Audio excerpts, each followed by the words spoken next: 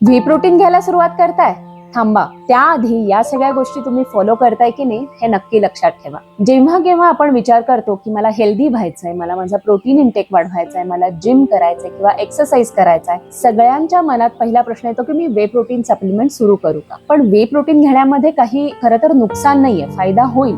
पण कुठलंही सप्लिमेंट सुरू करण्याआधी आपल्याला आहारामधनं किती प्रमाणात प्रोटीन मिळतंय, आपण योग्य तेवढ्या प्रमाणात घेतोय की नाही हे पडताळून पाहणं सुद्धा आवश्यक आहे. तुमच्या रोजच्या जेवणामध्ये म्हणजे ब्रेकफास्ट असू दे, दुपारचं जेवण असू दे किंवा रात्रीचं जेवण असू दे, 1 किंवा 2 सर्विंग जे आहेत ते प्रोटीन रिच गोष्टी म्हणजे डाळ झालं, त्याच्यामध्ये तुम्ही छोले राजमा, स्प्राउट्स, मोड आणलेले जे कडधान्य आहेत ते, किंवा मग कधी पनीर, तुम्ही मांसाहार खात असाल तर अंड, चिकन, फिश ह्या गोष्टी असतील तर तुम्हाला बऱ्यापैकी प्रोटीन्स मिळतात. हे सगळं सोडून मग दिवसभरामध्ये तुम्ही जर का 3 मील्स मध्ये तुमच्या कार्बोहायड्रेट्स बरोबर प्रोटीन रिच गोष्टी घेतल्या तर सर्वसाधारणपणे तुमची प्रोटीनची जी रिक्वायरमेंट आहे ती फुलफिल करता येईल. ह्याच्याशिवाय जर का तुम्हाला काही स्पेसिफिक गोल्स आहेत, तुम्हाला फॅट लॉस करायचा आहे, तुम्हाला प्रोफेशनली तुमच्या शरीरावरती काही तुम्हाला विशिष्ट प्रकारचे रिझल्ट्स हवेत, त्या केसमध्ये तुम्ही वे प्रोटीन नक्की घेऊ शकता. राईट, कुठलाही सप्लिमेंट घेण्यामध्ये नुकसान काही नाही. पण आपण काय करतो की आपला रोजचा जो आहार आहे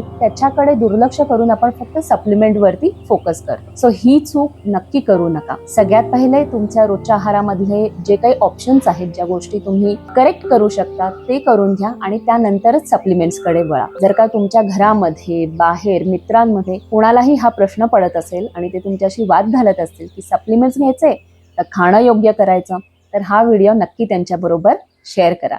धन्यवाद.